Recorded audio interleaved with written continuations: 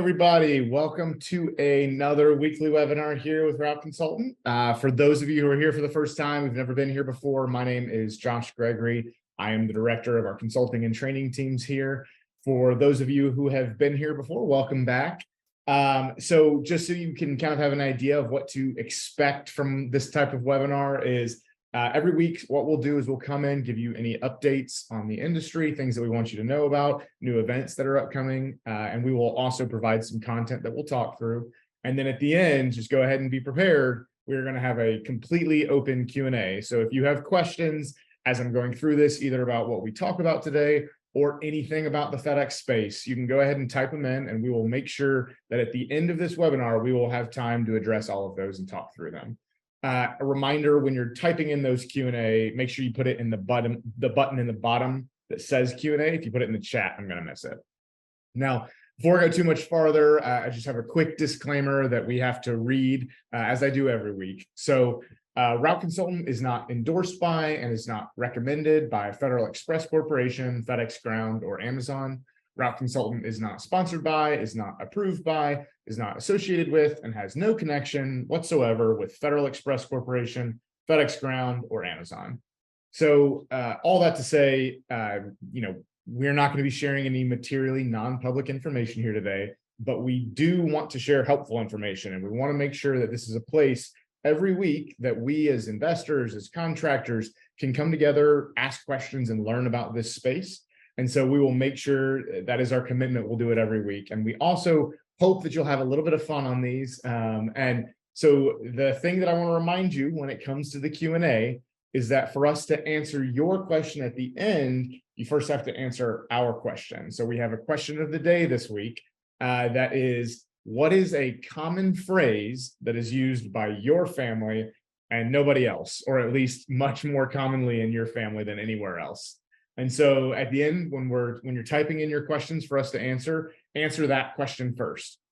So answer that question and then type in your question. We'll read those live, and I'll give my answer as well. So just again, quick reminder, put those questions in the Q&A, not the chat.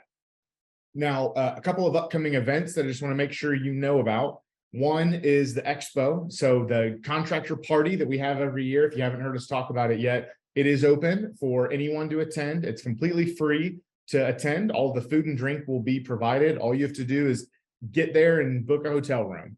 Now, if you don't know what it is, if you've never been to one of our expos before, it is designed for everyone in the contractor community across the country, sometimes from Canada too, to come in and have time where we all get together, connect and network and learn from each other. So there will be a ton of content. Every vendor will be there. So it's a chance for you to put names to faces on the vendor side and on our team side, and also on the contractor side as well. So I encourage you to come out to that. Again, it's free. We've put the link in the chat if you want to attend. The biggest recommendation, though, is that those hotels will sell out. There is a block of hotels that we've reserved at the Paris, which is where the expo is happening on July 28th through 30th. And so if you want to stay at the hotel or close to it, you got to hurry up and make sure you book your hotel rooms, because we don't want you to have to walk through the Vegas heat in July. So ideally, you're staying close to that hotel or even in the Paris hotel. Now, other two quick events. If you are in Seattle or the West Coast area, we're actually going to be in Seattle tomorrow for a road show. So if you are interested in that, if you live in the area and want to meet contractors or others in your area, that link will be in the chat as well for you to sign up and register for it. Again, free food and drinks there. It's a good chance for you to meet others in your area. And we will also be having a happy hour next week in Chicago on the 18th. And so if you're in either of those two areas, those are still open. You can still register for them. And the Seattle one is tomorrow, though. So if you're planning on making it, or if you're wavering and trying to decide, you should go ahead and make that decision, since we got about 24 hours until it happens. Now, just a quick update of the new listings that have come out this week. We've got 4 new ones this week. So the first one is in Alabama. It is 5 P&D routes at $550,000. It's got 2 managers. It's got 5 leased vehicles as well that are fully assumable, and those are full service leases. They are not currently running on Sunday either. So if that's the type of business you're looking for, smaller and in Alabama, that's the first one. Next one is in Northern Kentucky, 16 P&D routes at $225,000. So this one has 5 spare drivers and is a really low entry point into the space. And this is one that does not come with vehicles, though. So the reason that price is so low for that large of an operation is you will have to source your own vehicles for that one. The third one is in Central Kentucky. It is 9 P&D routes at $200,000. Again, another low entry point, high growth area. And it is one as well that you will still need to source vehicles. So those 2 that are lower, and actually this fourth one as well. So there's another one in Kentucky that is 4 P&D routes at $185,000. And that one also will need trucks. So there's 3 lower cost options there. If that's the way you're looking to get in, you'll just have to make sure that you either bring your own vehicles or purchase vehicles so that you can bring that with you in the acquisition.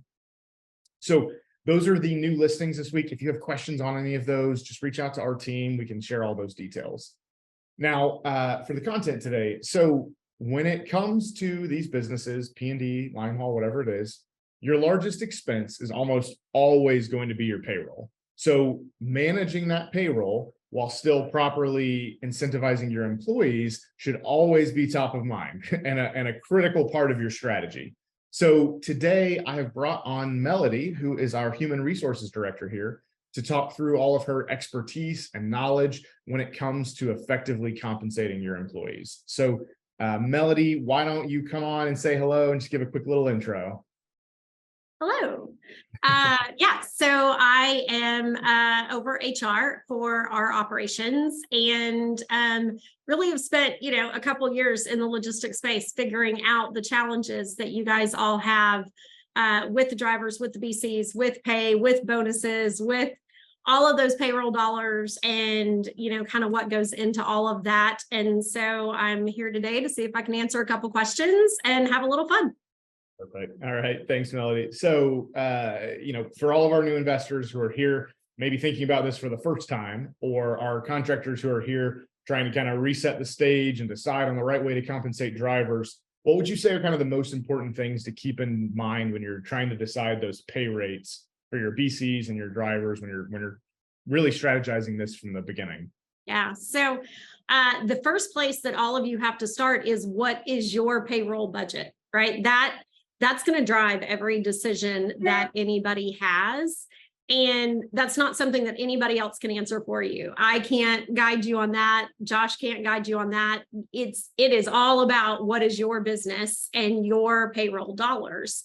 Once you kind of have that and you figure out, okay, how many routes do I have and how many drivers do I think I need to run these efficiently and all of those kind of things, then you start to look at those outside influencers, right? So what are the going rates in your area for figuring out what you need to pay somebody?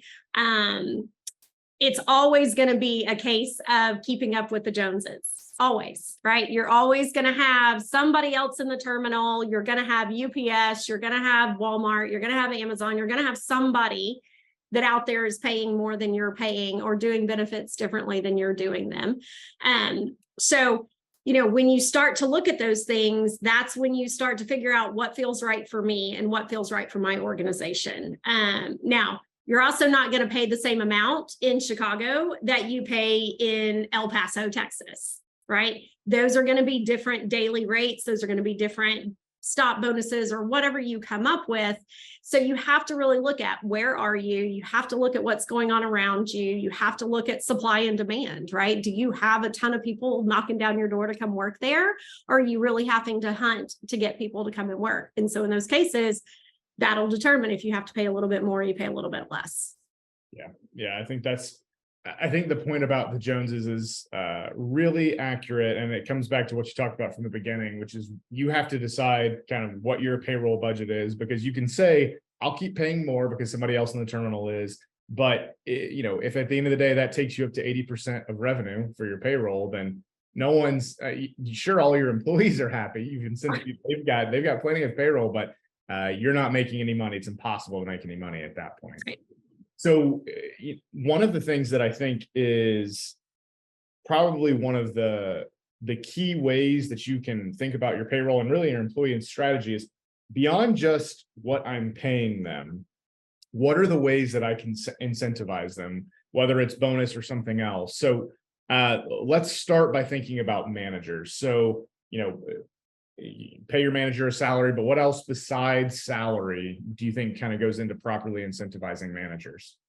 Yeah, I mean, I think you start with the big picture things and then you work your way down. So if you are an organization that offers benefits, right, then that's obviously one place to start is what benefits can I offer my BC? What can I give them? Can I give them paid time off? Can I, even cover more of their benefits or ancillary coverages or things like that? So what can I do there? There are always bonuses that you can give, whether it's a stop bonus, whether it's an efficiency rating, whether it's a safety rating, whether it's any of those things. And we can talk more about those, in a minute, but then you can get creative. And I'm a huge fan of getting creative when it comes to how you're going to spend your money. And so, there's funny little things that you can do that you don't really think about. And so with your BCs, that's your partner, that's your bread and butter to making sure that your team is running efficiently. So how can you make their personal lives better? That's always a win, is can you find a way to make their personal lives better? Can you make sure they're at their kids' games? Or if you have, this is one that's near and dear to my heart and it doesn't always work out, but if you have a business membership at Sam's or Costco or something like that, and you can get things tax-free. Can you help them buy school supplies? Can you, get winter coats? Can you do things like that that pour back into their family? Because that's where you build that relationship. Yeah. And I think it does, it's not that you can't think about these similarly when it comes to drivers, but your BCs are ones that the relationship between an AO and a BC can be one of the most important things to your success as a contractor. And it's often overlooked. I know people who say they value their managers, but don't think of them as how critical of an employee and how critical that relationship can be for your day-to-day. And so I think those are all accurate beyond just, money is one thing, but there's always somebody who's willing to offer more money. So what else can you do to create a culture, to create a relationship where your BC wants to stick around? Right. The BCs really are your extension, right? They are an extension of you. And so if you don't have that with your BC, or you're going into a new organization and you're taking on a team and you don't feel like you can build that with that BC, that's one of the first things to really look at and try to fix. Because when you're not there, when you're not on site, they're running the business for you. And are they running it the way that you want it run? And that's something that takes a secondhand communication, a secondhand you can talk in short-term sprints on text messages and you know exactly what each other's meaning. And so the more that you can relate to them, the more that you can get to know them, and the more that you can really empower them to be your partner and think like you do, then the better off you are. And so any of those ways that you can find to really get to their heart and get into who they are, then they will honor that for you. Yeah. And just as a quick clarification, so we're using manager and BC interchangeably. BC is the business contact. It's a FedEx designation, but for all intents and purposes, you can think of them as a manager. That's essentially the role that the BC is. So, that's ways we think about BCs outside of salary. Are there other things on the driver side that you can that you've seen work from an incentivization standpoint beyond just more money?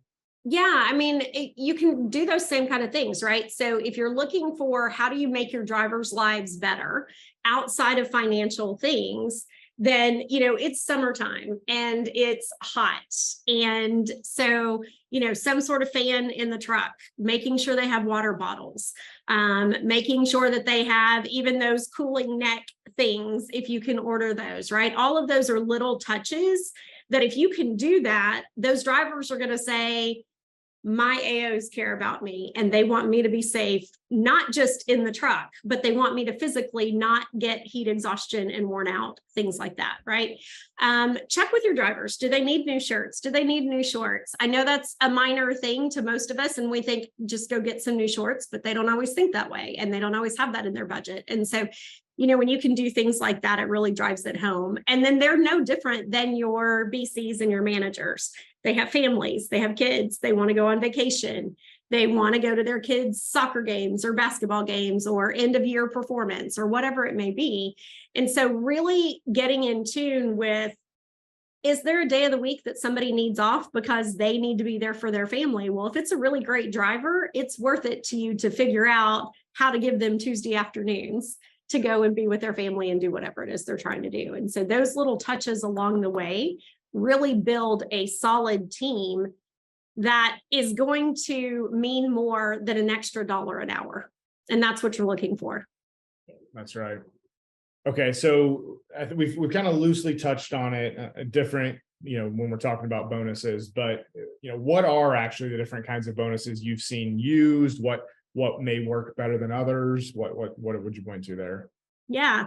So the ones that I like, I'll start with the ones I like, and then we can talk about the ones that I discourage, kind of thing, but still get the nature of the beast. So stop bonuses are great, right? If you make up to this many stops and then over this many stops, then you get this much money extra per stop. That's a win all day long, especially if they're an efficient driver. If they're like, I can get my normal route done in 6 hours, but if I do another 2 hours and I get this many more stops, I'm taking home this much more, deal, sign me up. So that's an easy one. You can do spot bonuses, right? Somebody's doing a great job, or somebody filled in when somebody else called out, or somebody's truck broke down and somebody volunteered, hey, let me come get your stuff and I'll finish your route for you while you deal with the truck, or whatever those kind of things are that are like in the moment, just showing great work ethic, showing that they're a great teammate, showing that they're a great member of your organization. So spot bonuses are really good. And they don't have to be huge. They can be $25. They could be $100. They could be anywhere in between. And so those are really good. And then we get into the little, a little trickier ones, right? So maybe you have sign-on bonuses. So sign-on bonuses are great if you are in a hiring crunch and you need to get people on board. I recommend paying them out in chunks, right? So pay some when they start their first route on their own, pay the rest of it after they've been with you 30 or 45 days. So you at least get some work out of them before you're out of all of the money. So there is that. The trick with sign-on bonuses is that your tenured team says, well, what about us? Right? We've shown up every damn day, and where's my dollars? So normally, if you start doing sign-on bonuses, you have to do stay bonuses. So stay bonuses are the same thing. If you're in a hiring crunch and you can't afford to lose people, then absolutely do what you have to do. I would do the same thing. I would pay out a little bit up front, another in another 30 days, another in another 30 days, whatever it is, to trickle that out to make sure that you really get your value and that they really stick around. The ones that are at the bottom of my list, if I were going to make a list, is safety bonuses. And the hard thing about safety bonuses is so much of it is out of your control. It just is. And so it's one of those things that, yeah, you can pay for safety ratings and you can pay for safety bonuses, but at the end of the day, are you going to penalize them if somebody else hits them and now they're not going to get their safety bonus, but they were doing all the right things, right? Or are they not going to tell you that something happened that was a minor safety thing, but they don't want to risk losing that money and therefore they're not going to be honest about it? There's just so many things that go into paying a safety bonus that really the drivers have no control over. And so that's kind of one of those that feels like you're dangling a carrot that really kind of feels like a punishment at the end of the day, because if you don't pay it out when they did everything right and something bad still happens, then they're going to be resentful. It's going to add up and it's going to do one of those things. So I don't love safety bonuses. I get that they happen. And when my team says, hey, we need to do safety bonuses, then I go, okay, let's do it. Like, I'm on it. But it's not one that I would put at the top of the list. Okay. Yeah. Another one I've seen, it can work, is if you're having challenges on the attendance side, is maybe it's a quarterly bonus around if you have 0 call outs for all of your scheduled days, some kind of, it could be payment. Sometimes it's extra vacation days. I've seen us do that too. So, Yep.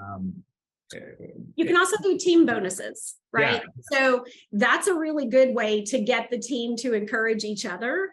And I really like attendance bonuses tied to the team. So as opposed to being an individual thing, it's like, guys, let's make it a month with none of us doing something stupid and calling out, right? Because what happens is you incentivize somebody for not calling out. They've had a late night. They went out, they went to Taylor Swift and stayed out till 3 a.m. They still call out and they think, screw it, it's an extra $25 for me. What do I care?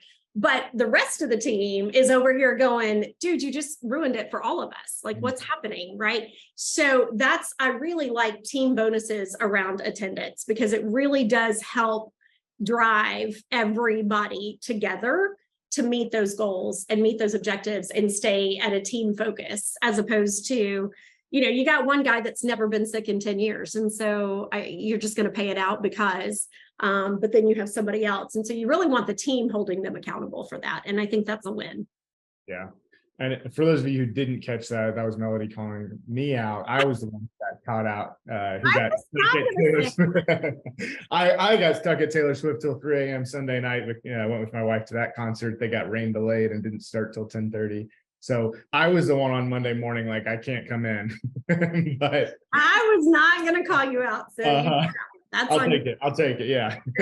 Another one I've seen on the manager side that can, it's a type of bonus, is what we like to do is see if there's something the manager can have control and impact over that we also need for our bottom line. So say, for a conversation like this, payroll, we're really hurt on payroll for, right now, payroll is a lot higher than we want it to be.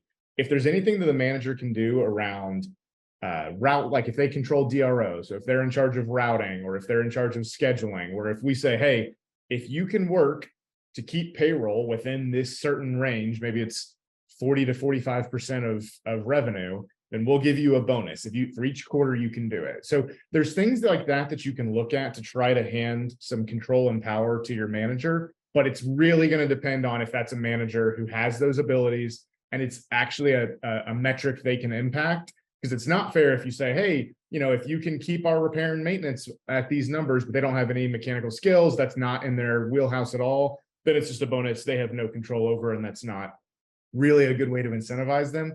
But things that they can control that also push your bottom line in the right direction are great when you can do them. So you kind of touched on this, Melody, but if you're thinking about what are the reasons you do and don't like giving bonuses, or what are the kind of caveats and things to worry about when you're thinking about giving a bonus?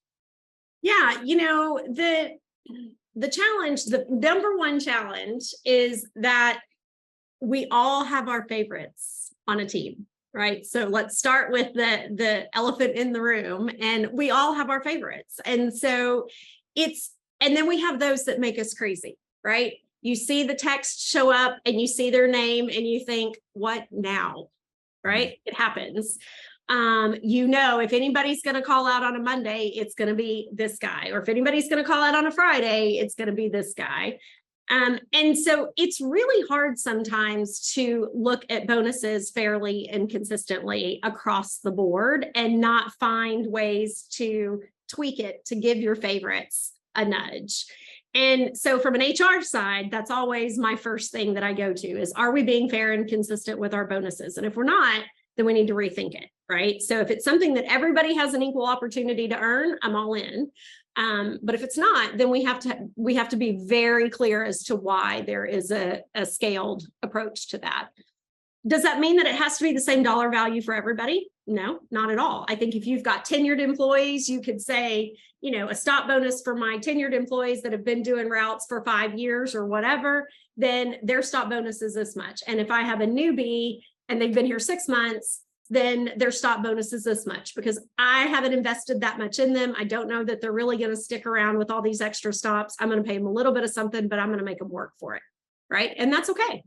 And I think that the other challenge that comes up with bonuses is that people start to expect it, right? So one of the things that you have to keep in mind with this demographic is that they're living paycheck to paycheck. There is no question they are living paycheck to paycheck. And if you add more money into their paycheck, they're going to spend that extra money into their paycheck. And if there's a couple of weeks in a row when they get that, well, guess what? They've started buying groceries at what new level, right? And so now they're expecting it. And that becomes a really hard thing. And so if a week comes that they don't make that threshold, or they don't get that bonus, well, now they're ticked off. And they're, regardless of why they didn't make the threshold, or they didn't get the cut, or they didn't do whatever, they're still ticked off. And who are they going to be ticked off at? They're going to be ticked off at you, right? So I think it can get really out of hand really quickly, and it's kind of a slippery slope. One of the other challenges is you really have to track your bonuses closely, right? So I don't know who's doing your payroll. I don't know if you have yourself doing it. I don't know if you payroll system, but it's another level worth of things that you have to keep track of.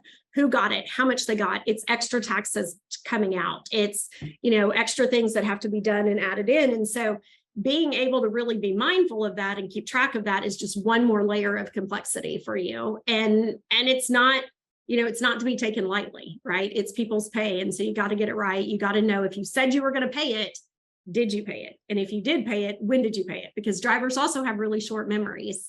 And so they may not remember that there was an extra $25 or $50 in their paycheck 2 weeks ago, and they're going to think you shorted them, and you have to be able to show that you didn't. So it can just be, it can be tricky, right?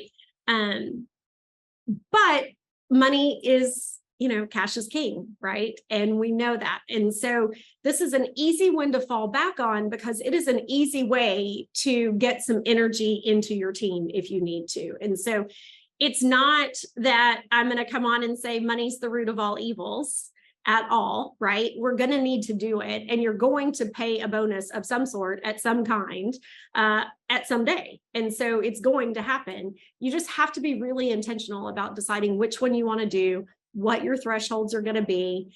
And, it's kind of one of those things when you think about it and you're thinking about how much can you afford to do, ask yourself little questions. Well, if I can afford to pay $250 right now, am I going to be able to pay a $250 spot bonus 6 months from now?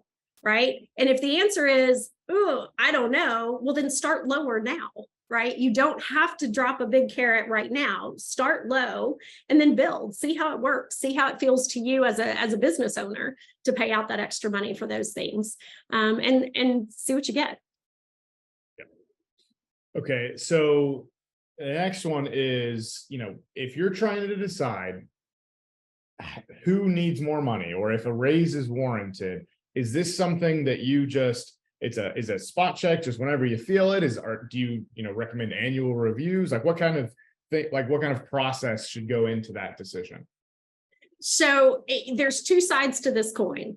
One is, I don't like tying bonuses or raises or incentives or anything to an annual review or any sort of review. And the reason I say that is because if you do that, then people start to expect it at review time. Right? It's just one of those things. It's like, oh, I have a review coming, I know I'm going to get a raise. And that's not always the case. And then they're disappointed, and then they're let down, and those kind of things.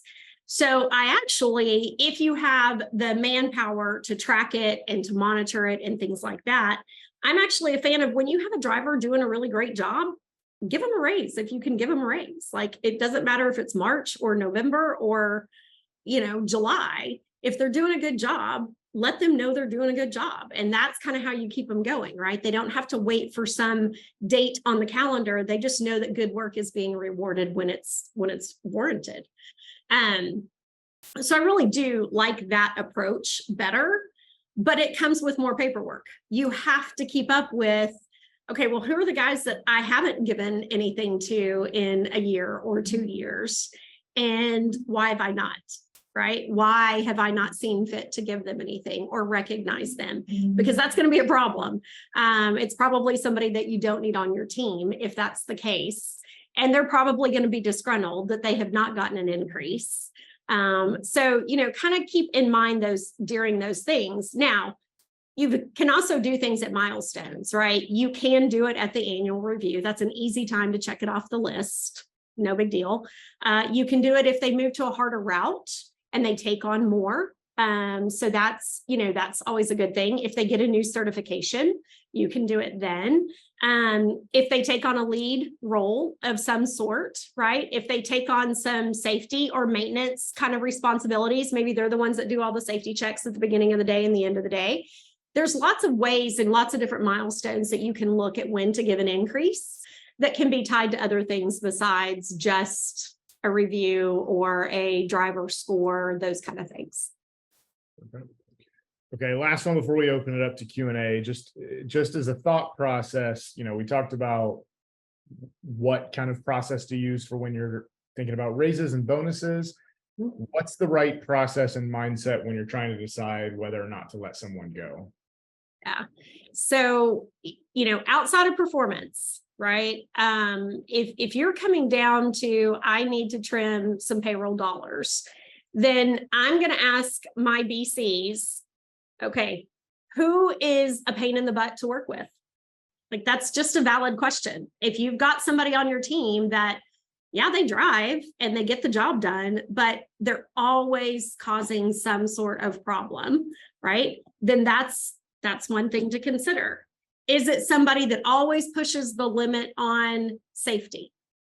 They don't quite get into safety things, but you catch them on the camera constantly not wearing their seatbelt, or you catch them texting on the phone while they're driving and they haven't been busted yet, but you've seen it, right? Are they pushing those limits? Because if they are, and they're pushing those limits that way, I can assure you they're pushing limits in other areas, right? So start looking at that. If you have somebody that is adamant, they're not taking on another route. This is my route. This is the only route I'm willing to drive. I'm not going to fill in for somebody else. I'm not going to take on something more complicated. Then that's a problem for you. That's not scalable, right? So, those are the kinds of things that you start to look for to say, this is not my A player. And don't get me wrong, we all have plenty of drivers on the team that are B and C players that are a necessary evil. I need them to finish my team. But if you start to look at, I need to trim some payroll dollars, that's what you come to. And go to your BCs and say, who's your least favorite driver? And tell me why. Maybe it's because they always come back with undelivered packages and they always have a reason why they're going to code them as undeliverable, or they're always coming to a pickup early, whatever it may be. You've got your list. I guarantee you've got a list, or your BC has a list that they can go through and say, okay, if I had to pick a driver that makes me crazy, it's this driver. And it does not have to be the most tenured, stays and the newbie goes. It does not have to be at all, last in, first out. Sometimes you've got a tenured driver that you've put up with for a while, and you've got somebody new that comes in and they're really kicking butt, and you can't really afford to have them both. Okay, well, if the new guy is showing you that he can be your A player, then that's okay. Make that choice. Yeah. And I think another thing you pointed out, just that those who have shown, proclivity towards certain behaviors, odds are very high that that's only going to continue. And the same comes to an accident. Once they've had one accident, it's a really good indication that there's going to be a second one. And so waiting on those things to happen is how you can end up in a situation where you've got a bunch of safety incidents because you're too slow to fire and make those decisions. So it's hard, but that's part of being a business owner, is you have to be willing and able to make those decisions and make them quickly. Sorry. Okay, so we are going to open it up to open Q&A now. But before we do, just a reminder for everybody, the question of the day is, what is a phrase that your family uses that you feel like nobody else uses, or at least you use it a lot more than anybody else? And so we'll answer it first. So Melody, if you want to go first, then I'll go. So I thought about this one and I'm torn, right? Because we have a lot of them as a Southern family. We have lots of nonsensical phrases that we use. But I decided, since it's Mother's Day weekend, I'm going to be a gushy mom. And I'm going to say our phrase is, I love you a lot'll. And it's like a little, but a lot. And so it's actually, my one's out of college, one's in college, and we still say it. So I love you a lot'll. That's great. Yeah. I was trying to think, because I don't think my family has any, but my wife's family, so her dad was Air Force, and I swear I hear a new phrase every week that their entire family knows and says, that I've never heard before. Right. They'll always say hesitation will kill you. That's just like Yep. her says it almost every time I'm around him. One that he'll do all the time, and they'll just know what he means, is he'll just pull out and say taco, and it's a U for unsatisfactory. He'll just pull it out and he'll do that. It's like whatever the situation is, and there has to be at least 10, 20 of those that they think are normal phrases that the rest of the world uses, and they do not exist outside of those four people. So, well, they probably exist in the military, but they don't. It's not ones I've ever heard. So yeah, I have a whole list of those. Yeah, I have a lot. I sat here and went through, okay, well, it could be that, and it could be that, and it could be that. And yeah, okay. Yeah.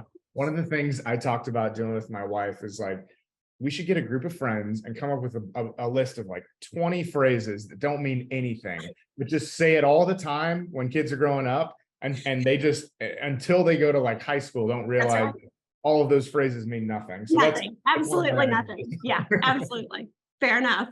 Okay, so let's go to the Q&A. So we've got one here from Brian. So any advice on a driver that's getting a per stop bonus that is overly efficient? Have you ever run into that where they're doing too many stops? Any advice there? What that typically means is that you need to put them on a harder route. Right. That's what I would do, is I would give them a new challenge. I mean, it's hard to say that somebody is too efficient, but what I would kind of equate that to is they probably don't have enough going on.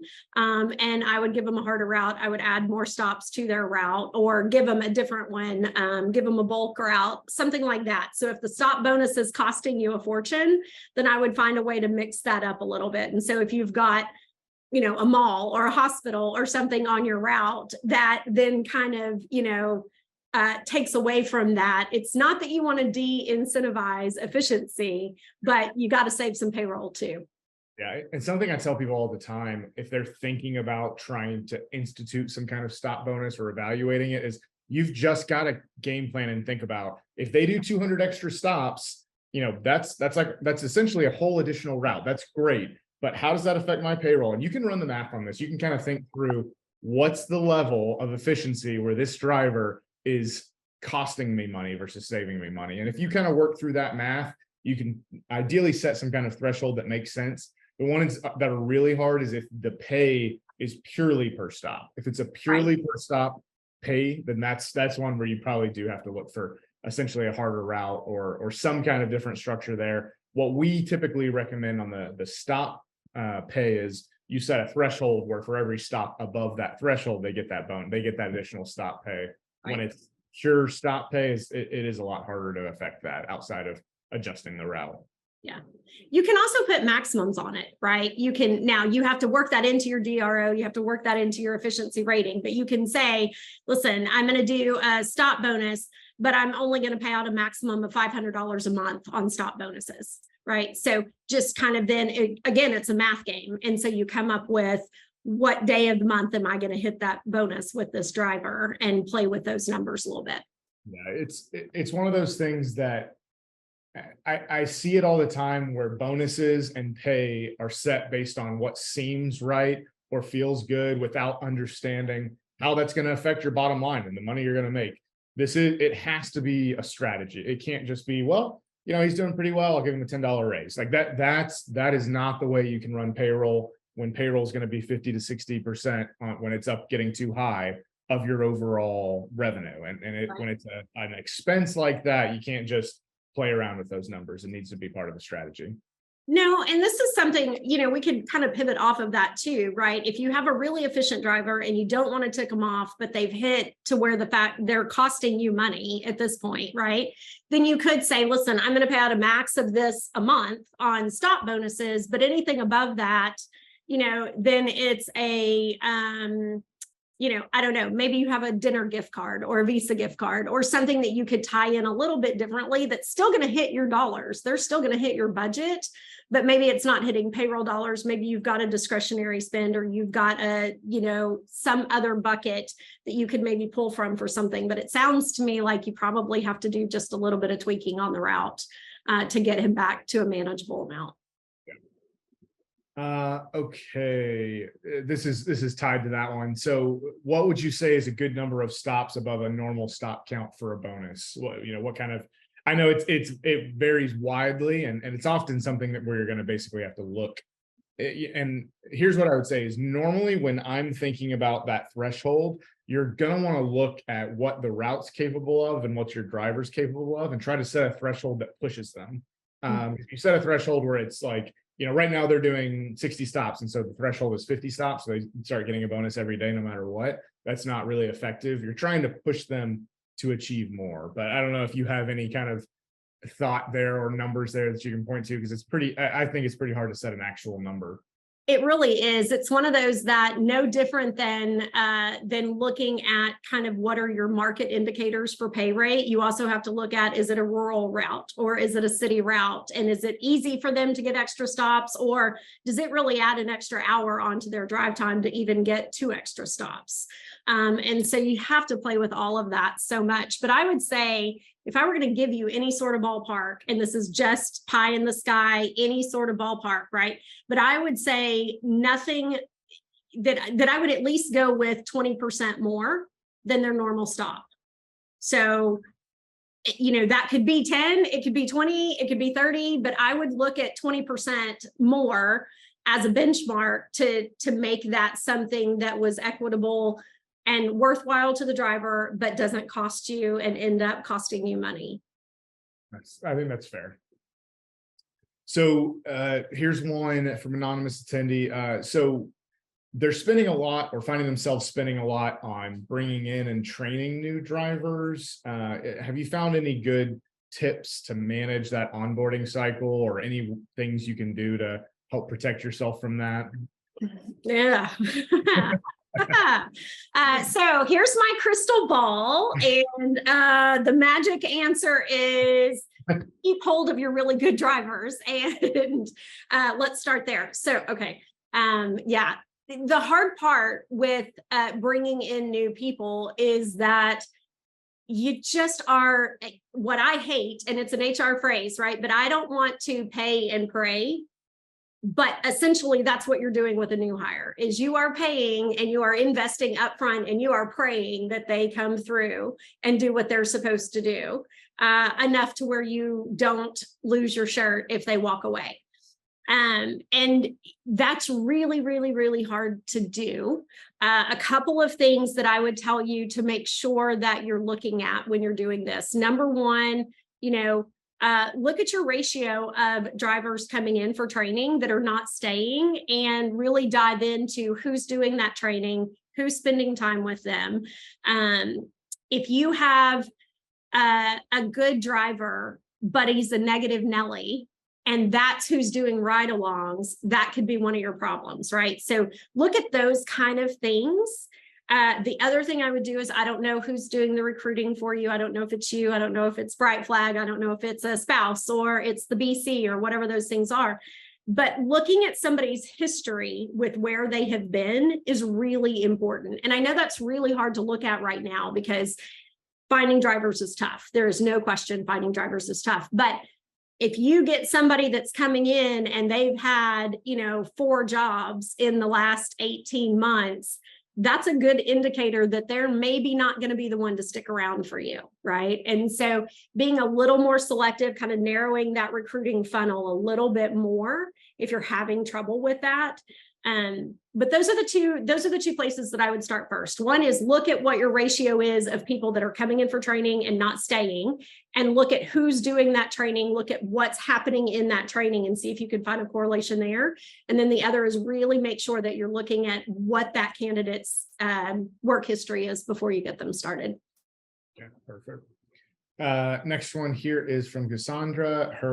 Her family phrase is, my dad's phrase is order in the court. Don't ask me why. Okay. Just to calm the family down. I get it. That works. That works. So she said she just started a new CSA and has gotten several raise requests. Nothing has changed other than that they've made things more efficient. They've added some more stops though. So should they give raises just because they're asked? How do you think about that? So first things first is I would go and look at if you've got the paperwork from whoever had the business before, do you know when they got their last increases? So that's the first place to start is go, okay, let me actually tell them all, listen, I hear you. I want to go do my due diligence. And so go see when's the last time any of them got a driving review, any of them got a bonus, any of them got a pay increase. And if they haven't gotten one in a while, then I think it's really fair to come to them and say, listen, I see you've not gotten an increase in a while. I see you've been here this long. I'm asking as your new owner that you give me 45 days to see this for myself, right? See your work ethic, see what you're bringing to the table, all of these things. And let me figure out what I can do for you. And then let's have a conversation. But I would make sure that they know that you're hearing them, number one. And then I would make sure that you're doing your due diligence to find out when's the last time they had this.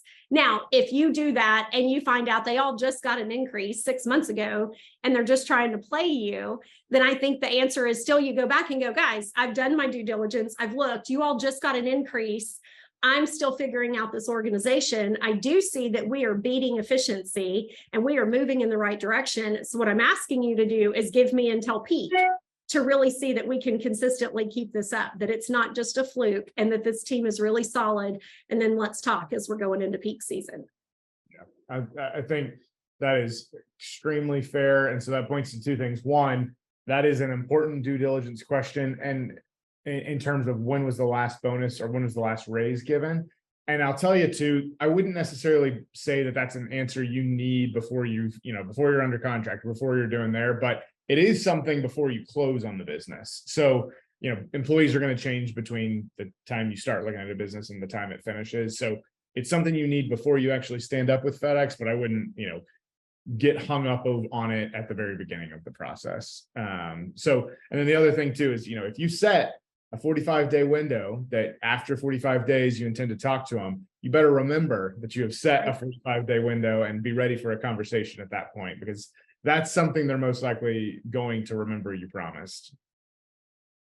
All right. So next one here is from Sonny. I can't read his live, but he said you can just say "but" for this session. But his question is, so, we talked some about the team bonuses and the things you can do on P&D, but line haul drivers don't see each other as often. Do those still work as well for line haul, or is there something else you'd point to there?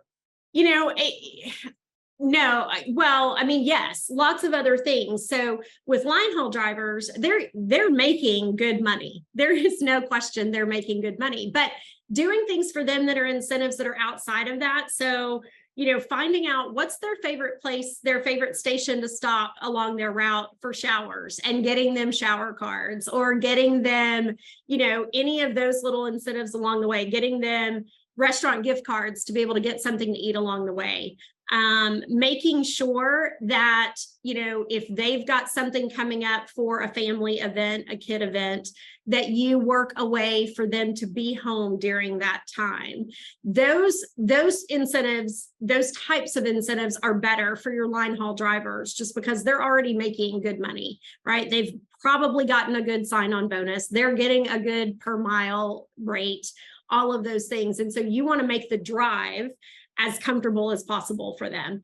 A huge piece of the puzzle for line haul drivers is just them knowing who they can call and talk to in the middle of the night if they're tired or they're frustrated, or their wife or girlfriend or husband or whatever at home is pissed off, and now they're pissed off because they can't be home to do something about it. And so, if there's any sort of after hours employee phone line, support line, anything like that can be there for them. I know that's really out of the box, but those are the kind of things that you're going to want to think about for your line haul drivers. Not only does it help them stay awake and be safe and things like that, but they know then that you are looking out for the safety of them as a person, not just the truck and the packages, and you want them home safe and sound.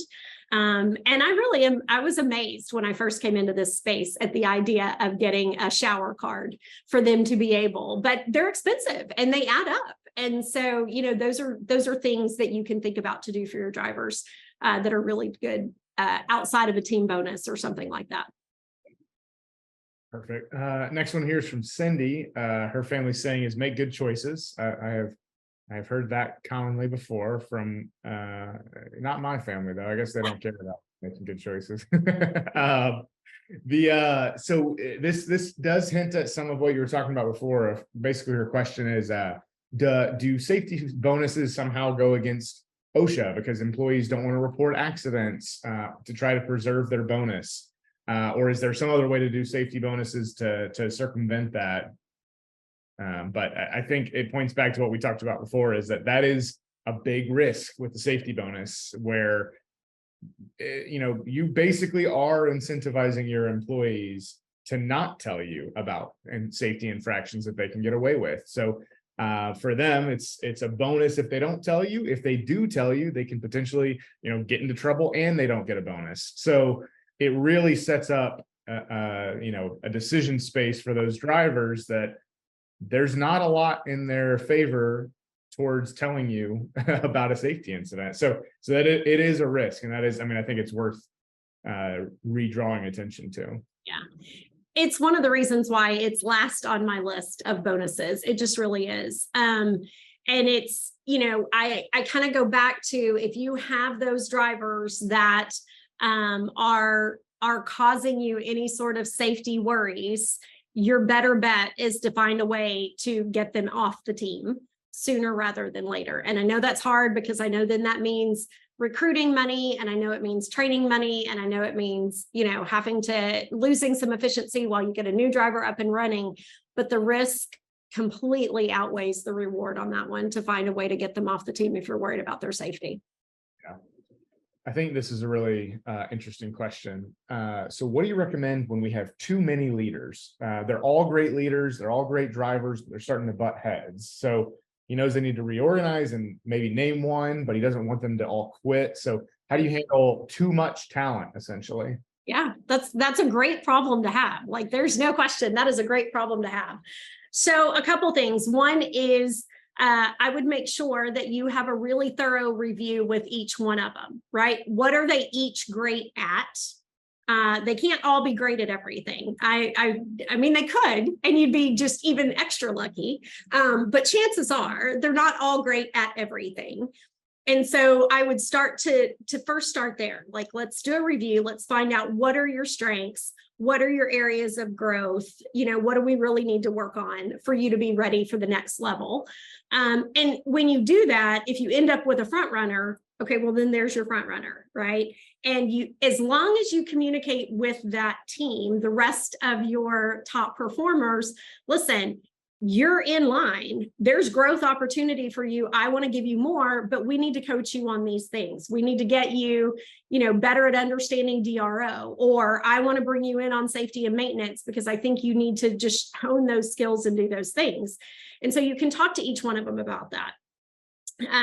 There's a couple other things, right? You could make one a lead over safety. You could make one a lead over and they could run the morning safety meetings, and they could do the safety checks, and they could do, the safety audits and things like that. You could make one a lead over maintenance, and they really have to keep up with when was the maintenance done on the trucks and reporting them and making sure they get done. And you can do different things like that to give them each a little bit of a sense of responsibility and accountability, and see who continues to rise. But the other great thing about it is, this is when you get to go back to them with these kind of fun phrases like iron sharpens iron, right? We are a better team because we have so many great people. And so we have to put a pecking order in place with that. So-and-so's been here for 4 years. They've never had an incident. They've never had a safety issue. They have done all of this for me. I'm going to put them in charge. You guys are going to be in charge of these other junior drivers, and y'all are going to be the person that he talks to. So you can start to play with it that way, but it really starts by evaluating the team and what skills really each one of them bring to the table. Yeah, perfect. Okay, so here's one for you from Mike. So how long would you say is too long for an employee handbook? And like, what, I know we don't have time to spend like an hour on what all should be in an employee handbook, but is there something where you would say, if it's too long, they're not going to read it, or if it's too short, there's not enough in it, or anything like that? Yeah. So my first answer is they're not going to read it anyway. So I am not going to be naive enough to think that they are going to read the handbook. They're not going to read it. I will also tell you that I am an HR person that believes that the shorter, the better. I don't think you need to repeat things 3 and 4 and 5 times. I don't think that in every section you need to have an extra sentence that says, up to and including termination. Like, have something in the handbook one time. That's all you need is one time. So I think ours, when I get down to the basic driver handbook, I think it's like 17 pages, and that includes spaces, and that includes the table of contents, and that includes, because you don't need a lot of words. You just need it to be concise and simple, and you need to make sure you're following it. And that's the key. If you have something in your handbook that you're not actually following, then you need to take it out of your handbook. At that point, it's just fluff, and it confuses everybody. And should you ever have to go to court, okay, here's the kicker, and here's where you put on your real HR hat. If you have to go to court and you say, well, I uphold this paragraph and this section, but no, we don't really follow this section anymore. A judge is going to look at that and say, okay, well, then you're inconsistent, and therefore your drivers don't know what you follow and what you don't. And I'm throwing it out, and I'm going to go in favor of the driver. Right? That's what's going to happen.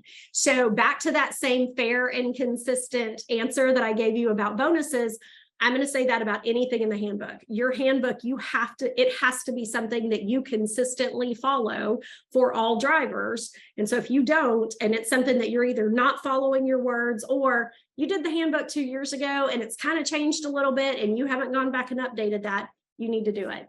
But shorter is better. Yeah, I mean, it is such a good point that, the employee handbook is a tool, and it is going to protect you in the event you do lead to, if you ever get sued or there's some kind of discrimination case.